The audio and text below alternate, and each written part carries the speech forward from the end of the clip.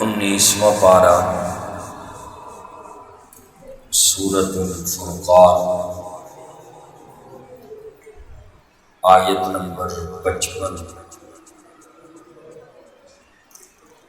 اعوذ باللہ من الشیطان الرجیم،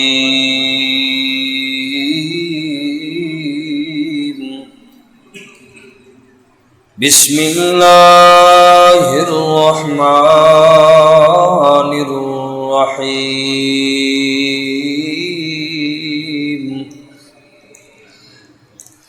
اس سے پہلی آیات پاک کے اندر اللہ تبارک و تعالی نے اپنی قدرت کی نشانیوں کو بیان فرمایا اور اللہ نے اس پر دلائل دیے کہ اگر انسان ان دلائل میں غور و فکر کرے تو اللہ کی وحدانیت کو انسان سمجھ سکتا ہے،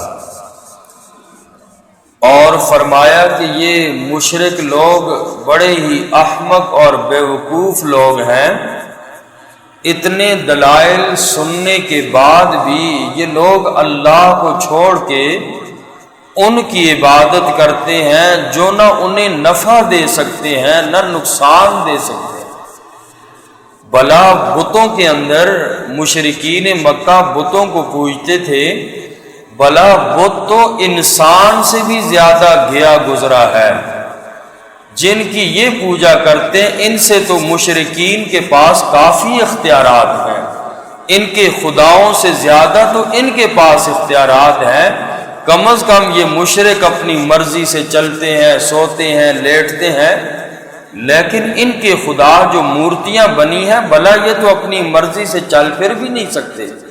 یہ کیسے بیوقوف لوگ ہیں، اللہ کی وحدانیت کے دلائل بھی سن کر پھر بھی وَيَعْبُدُونَ مِن دُونِ اللَّهِ، اللہ کے علاوہ اوروں کی عبادت کرتے ہیں جو نہ نفع کے مالک نہ نقصان کے مالک ہیں۔ اور عبادت صرف یہی نہیں کہ نمازیں اور سجدہ ان کے آگے کرتے تھے، بلکہ نظر و نیاز بھی انہی کے نام کے، چڑھاوے بھی انہی کے نام کے، منت منوت بھی انہی کے نام کے۔ تو یاد رکھیں کہ یہ نظر و نیاز، منت منوت یہ بھی عبادت ہے، اور عبادت جتنی بھی ہے یہ اللہ کا حق ہے۔ اللہ کے علاوہ نہ انبیاء کی عبادت کی جا سکتی ہے، نہ اولیاء کی، نہ کسی اور کی۔ تو فرمایا کہ یہ لوگ عجیب احمق ہیں، بیوقوف ہیں، دلائل سننے کے بعد بھی پھر بھی یہ لوگ اللہ کے غیر کو پوجتے ہیں۔ اور فرمایا کہ کافر تو اپنے رب کی طرف ہے ہی پیٹھ پھیرنے والا، یہ تو کبھی اللہ کی طرف آتا ہی نہیں ہے۔ فرمایا وَيَعْبُدُونَ مِن دُونِ اللَّهِ مَا لَا وَلَا يَضُرُّهُمْ، اور یہ لوگ عبادت کرتے ہیں اللہ کے سوا ان کی جو انہیں نفع نہیں دے سکتے اور نہ ہی انہیں نقصان دے سکتے ہیں، ہر چیز اللہ ہی کے اختیار میں ہے۔ وَكَانَ الْكَافِرُ عَلَى رَبِّهِ ظَهِيرًا، اور کافر اپنے رب کی طرف سے پیٹھ پھیرنے والا ہے۔ وَمَا أَرْسَلْنَاكَ، اور نہیں بھیجا ہم نے آپ کو میرا پاک پیغمبر، إِلَّا مُبَشِّرًا وَنَذِيرًا، مگر خوشخبری دینے والا اور ڈرانے والا۔ اے میرا پاک پیغمبر، آپ ان لوگوں کی طرف دھیان نہ کیجیے، آپ کی ذمہ داری ہے صرف تبلیغ کر دینا، بات کو پہنچا دیں، باقی منوانا آپ کی ذمہ داری نہیں۔ اور ساتھ ساتھ یہ بھی فرما دیجئے قُلْ مَا أَسْأَلُكُمْ عَلَيْهِ مِنْ أَجْرٍ، آپ فرما دیجئے میں تم سے نہیں مانگتا اس تبلیغ پر کوئی اجر، إِلَّا مَن شَاءَ، مگر جو چاہے بنا لے، ان یتخذ الی ربہ سبیلا الا من شاء ان یتخذ، مگر جو چاہے بنا لے الی ربہ سبیلا، اپنے رب کی طرف راستہ۔ اور اللہ نے فرمایا میرا نبی آپ ان لوگوں کو بیان فرما دیجئے کہ اے میری قوم والوں، میں جو تمہیں دعوت دیتا ہوں، جو میں تمہیں قرآن سناتا ہوں، لیکن میں نے اس کے عوض آج تک تم سے کبھی اجرت نہیں مانگی۔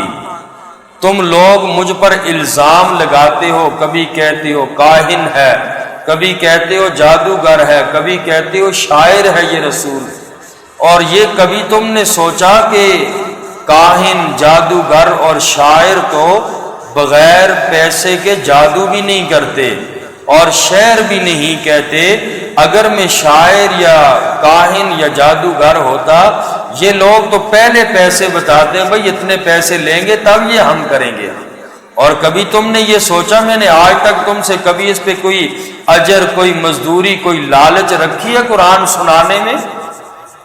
فرمایا میں تو تمہاری خیر خواہی کر رہا ہوں، میرا معاوضہ تو صرف یہ ہے کہ تم لوگ اللہ کے راستے پہ آ جاؤ، اسی میں تمہاری کامیابی ہے، اسی میں تمہارا فائدہ ہے، بس میری لالچ تو یہ ہے۔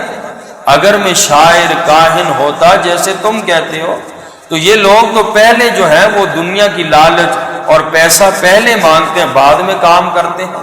کیا میری زبان سے بھی کبھی قرآن کے سنانے میں تم نے معاوضہ سنا کہ مجھے اتنا معاوضہ دو؟ میری تو بس یہی تمہارے ساتھ خیر خواہی ہے، الا من شاء ان یتخذ الی ربہ سبیلا، جو چاہے تو اپنے رب کی طرف راستہ بنا لے۔ وتوکل علی الحی الذی لا یموت، آپ نے میرا نبی کیا کرنا ہے؟ اللہ کریم نے فرمایا وتوکل، اور آپ توکل کیجئے علی الحی الذی، اس زندہ ذات پر، الذی لا یموت، وہ کہ جسے موت نہیں آئے گی۔ وسبح بحمدہ، اور آپ پاکی بیان کیجیے اپنے رب کی تعریف کے ساتھ۔ وکفی بہ بذنوب عبادہ خبیرا، اور وہ اللہ کافی ہے اپنے بندوں کے گناہوں سے خبر رکھنے والا۔ اے میرا نبی آپ ایسا کیجئے، اب اللہ کی ذات پہ توکل کیجئے اور آپ تبلیغ کو نہ چھوڑیں، آپ کرتے رہیں۔ آپ کا کام صرف یہی ہے، وما علینا الا البلاغ، پہنچا دینا آپ کی ذمہ داری، منوانا آپ کی ذمہ داری نہیں ہے۔ اور توکل کا معنی یہ ہوتا ہے کہ ظاہری اسباب اختیار کر کے نتیجہ اللہ کے سپرد کر دینا۔ اے میرا نبی آپ کا جو کام بنتا ہے وہ توکل ہے، ظاہری اسباب اختیار کریں، دعوت اور تبلیغ آپ ان کو سمجھائیں، اس سے قرآن سے سمجھائیں، اور نتیجہ اللہ پہ چھوڑ دیں، ہدایت ملتی ہے کہ نہیں ملتی۔ اگر ظاہری اس اسباب جو ہیں اختیار نہ کیے جائیں تو اسے جہالت کہا جاتا ہے۔ اور ایک آدمی ٹانگ پہ ٹانگ رکھ کے بیٹھ جائے، بس جی میرا تو اللہ پہ توکل ہے، بھروسہ ہے، میں نہ کچھ کام کرتا ہوں بس اللہ ہی دے گا، یہ توکل نہیں ہے، یہ جہالت ہے۔ انسان کو اپنے ہاتھ پاؤں مارنے چاہیے اور آگے نتیجہ چھوڑ دے اللہ کی ذات پر، ہمارا جو کام ہے وہ کرنا، یہ توکل ہوتا ہے۔ اسباب کو اختیار کیا جائے۔ توکل کا شاعر نے کہا، توکل کا یہ مطلب ہے کہ خنجر تیز رکھ اپنا، توکل کا یہ مطلب ہے کہ خنجر تیز رکھ اپنا، انجام اس کی تیزی کا مقدر کے حوالے کر، آگے نہ دیکھ اس سے کچھ ہوتا ہے کہ نہیں، بس ہمارا جو کام ہے ہم اتنا کریں، اور نتیجہ اللہ کی ذات پر چھوڑنا چاہیے، یہ توکل ہے۔ تو اسباب کو جو بندہ اختیار نہیں کرتا، بیمار ہو جائے، کہے کہ بس جی میں گھر میں ہی پڑا رہتا ہوں اور اللہ کی ذات جو ہے میں بس اللہ کی ذات پہ توکل کرتا ہوں، تو یہ توکل نہیں ہے، یہ جہالت ہے، سنت ہے علاج کروانا بھی۔ تو اس لیے اپنی طرف سے انسان کو صوفی نہیں بننا چاہیے، بلکہ شریعت کے مطابق انسان جو ہے وہ اس کے مطابق عمل کرے تو تبھی انسان کی کامیابی ہے۔ الذی خلق السماوات والارض، اللہ تبارک و تعالیٰ کی مزید خوبیاں بیان فرمائی۔ الذی خلق السماوات والارض، اللہ کی ذات وہ ذات ہے کہ جس نے زمین و آسمان کو پیدا کیا۔ وما بینہما فی ستۃ ایام، اور جو ان کے درمیان میں ہے ان کو 6 دنوں کی مقدار میں اللہ نے پیدا کیا۔ ثم استوى علی العرش، پھر اللہ کریم کی ذات قائم ہوئی عرش پر۔ الرحمن، وہ رحمان ہے، فاسأل به خبیرا، آپ سوال کریں اس کے متعلق کسی خبردار سے۔ اللہ تبارک و تعالیٰ کی مزید خوبی صفت یہ بیان ہوئی کہ دیکھو اللہ کریم نے 7 آسمان 7 زمین کو پیدا کیا، جو کچھ ان کے درمیان میں ہے اللہ نے 6 دنوں کی مقدار میں پیدا کیا، اور پھر اس کے بعد اللہ استوا علی العرش ہوئے۔ استوا علی العرش کا معنی کہ اللہ قائم ہوئے عرش پر۔ یہ جو آیت ہے اس آیت کو آیت متشابہات کہا جاتا ہے۔ اس طرح کی کئی آیات ہیں۔ سورہ آل عمران آیت نمبر 7 کے اندر اللہ تبارک و تعالیٰ نے آیات کی قسمیں بیان کی۔ والذی انزل علیک الکتاب منہ آیات محکمات ہن ام الکتاب وَأُخَرُ مُتَشَابِهَاتٌ، ایک آیتوں کی قسم ہے محکمات کہ جن کے مفہوم سمجھنے میں کسی قسم کی اشتباہ کی ضرورت نہیں، اور دوسری آیتیں ہوتی ہیں متشابہات۔ متشابہات آیتیں، اس کا معنی اللہ ہی جانتے ہیں، ایسے الفاظ سے کوئی معنی نکالنا درست نہیں ہے کہ انسان اپنی طرف سے ان آیات میں اس کی تشریح کرتا رہے۔ الرحمن علی العرش استوى، ید اللہ فوق ایدیہم، کہ اللہ کا ہاتھ، اللہ قائم ہے، تو یہ چیزیں انسان کی عقل میں نہیں آ سکتی۔ اور آیات متشابہات کے بارے میں اللہ نے خود فرمایا وما یعلم تاویلہ الا اللہ، کہ ان کا معنی اللہ کے علاوہ کوئی بھی نہیں جانتا۔ والراسخون فی العلم یقولون آمنا بہ، جو علم کے اندر پختہ لوگ ہیں، صاحب علم لوگ ہیں، وہ بھی یہی کہتے ہیں ان آیات کے بارے میں آمنا بہ، ہمارا ان پر ایمان ہے، ہم اس کے بارے میں مزید کچھ نہیں بول سکتے۔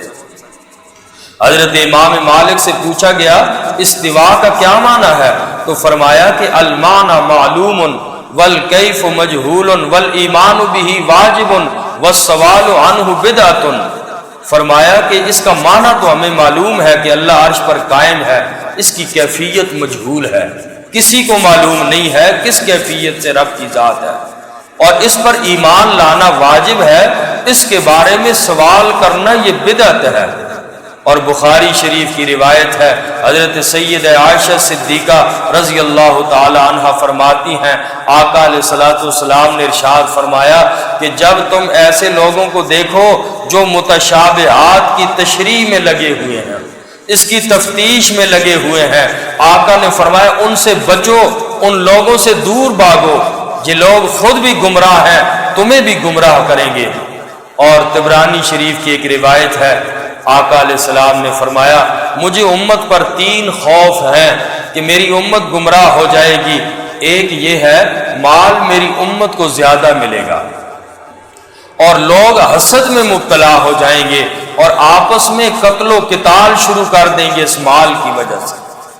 اور دوسری وجہ بیان فرمائی کہ ایسے لوگوں کا بھی مجھے خوف ہے، قرآن کو کھول کے بیٹھیں گے، ہر بندہ قرآن سمجھنے کا دعویٰ کرنے لگے گا، اور اس میں جو سمجھنے کی چیز نہیں ہے متشابہات کی تفتیش میں لگے رہیں گے۔ اس کی تشریحات کرنے لگیں گے۔